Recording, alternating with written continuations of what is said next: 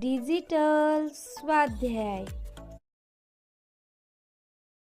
स्वाध्याय इयत्ता 10वी, विषय विज्ञान, भाग 1, पाठ 5वा, उष्णता, स्वाध्याय भाग 2.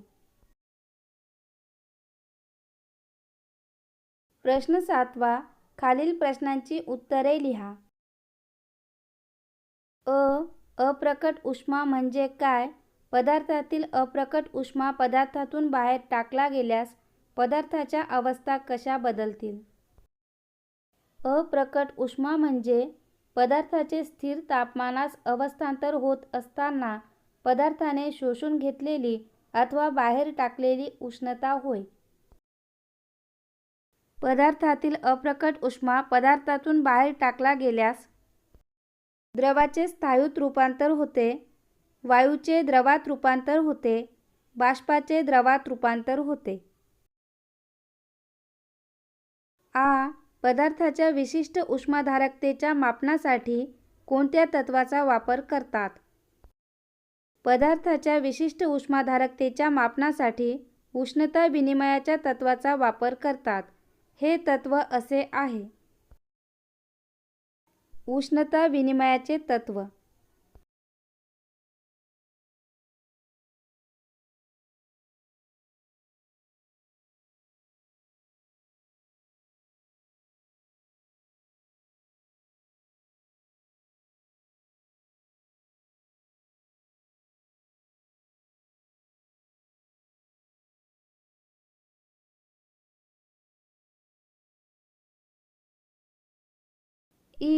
पदार्थाच्या अवस्था बदलातील अप्रकट उष्म्याची भूमिका स्पष्ट करा.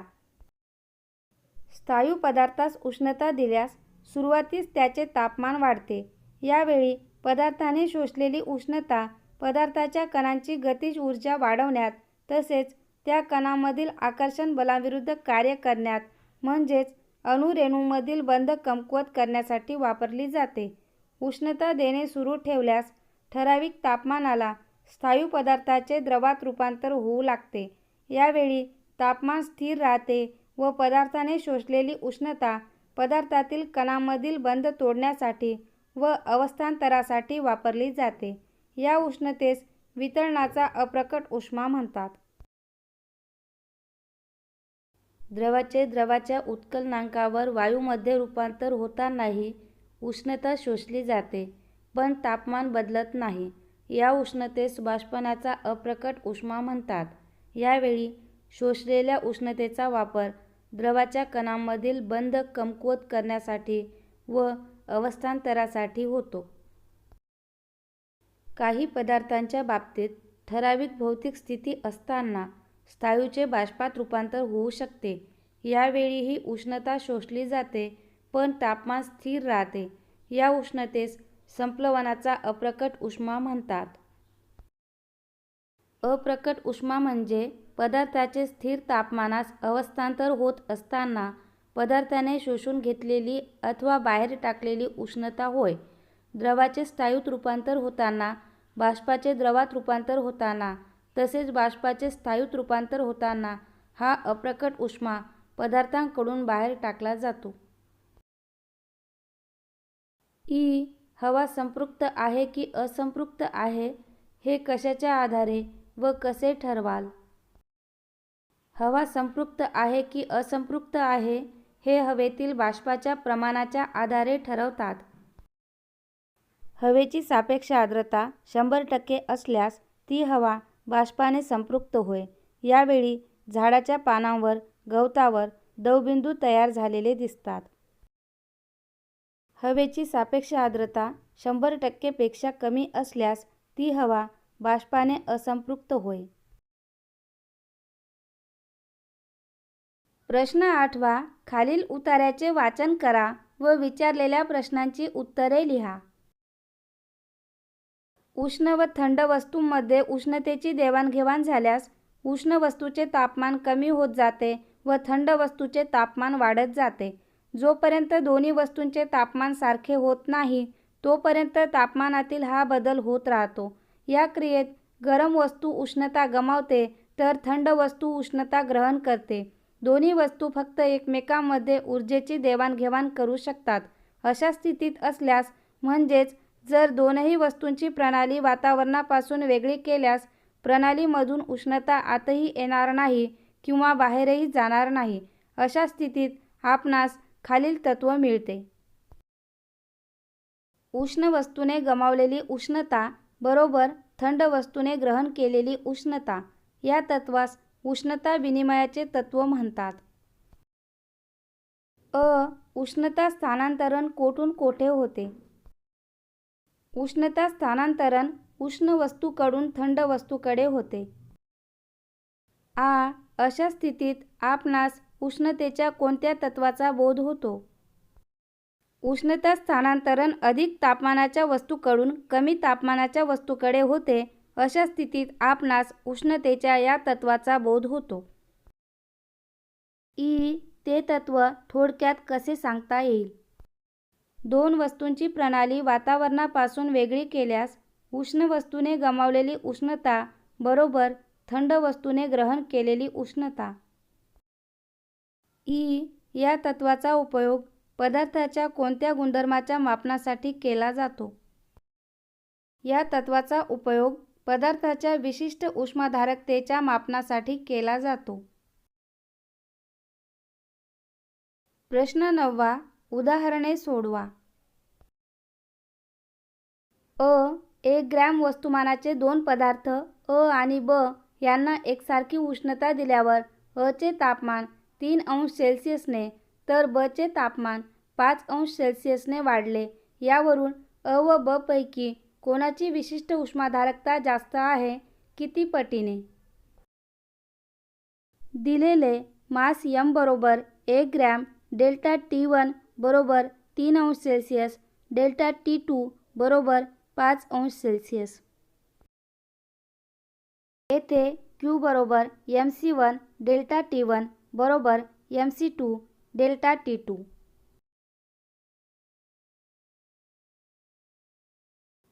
म्हणून C1 भागिले C2 बरोबर डेल्टा T2 भागिले डेल्टा T1 बरोबर 5 अंश सेल्सिअस भागिले 3 अंश सेल्सिअस बरोबर 5 भागिले 3. म्हणजेच C1 जास्त आहे C2 पेक्षा. म्हणून अ ची विशिष्ट उष्माधारकता 5/3 पटीने जास्त आहे. बर्फ बनविण्याच्या कारखान्यात पाण्याचे तापमान कमी करून बर्फ बनविण्यासाठी द्रवरूप अमोनियाचा वापर करतात. जर 20 अंश सेल्सिअस तापमानाचे पाणी 0 अंश सेल्सिअस तापमानाच्या 2 किलोग्रॅम बर्फात रूपांतरित करायचे असेल तर किती ग्रॅम अमोनियाचे बाष्पन करावे लागेल? द्रवरूप अमोनियाच्या बाष्पनाचा अप्रकट उष्मा बरोबर 341 कॅलरी पर ग्रॅम. दिलेले मास m1 बरोबर 2 किलोग्रॅम, डेल्टा T1 बरोबर 20 अंश सेल्सिअस वजा 0 अंश सेल्सिअस बरोबर 20 अंश सेल्सिअस. विशिष्ट उष्माधारकता C1 बरोबर 1 किलो कॅलरी पर किलोग्रॅम अंश सेल्सिअस. L1 बर्फ बरोबर 80 kilo calorie per kilogram. L2 द्रवरूप अमोनियाचे बाष्पन बरोबर 341 kilo calorie per kilogram. M2 बरोबर किती? Q1 पाण्याने गमावलेली उष्णता बरोबर m1 C1 डेल्टा T1 अधिक m1 L1 बरोबर 2 किलोग्रॅम गुणिले 1 किलो कॅलरी पर किलोग्रॅम अंश सेल्सिअस गुणिले 20 अंश सेल्सिअस अधिक 2 किलोग्रॅम गुणिले 80 किलो कॅलरी पर किलोग्रॅम बरोबर 40 किलो कॅलरी अधिक 160 किलो कॅलरी बरोबर 200 किलो कॅलरी. Q2 अमोनियाने शोषलेली उष्णता बरोबर m2 L2 बरोबर m2 गुणिले 341 किलो कॅलरी पर किलोग्रॅम. उष्णता विनिमयाच्या तत्वानुसार Q1 बरोबर Q2.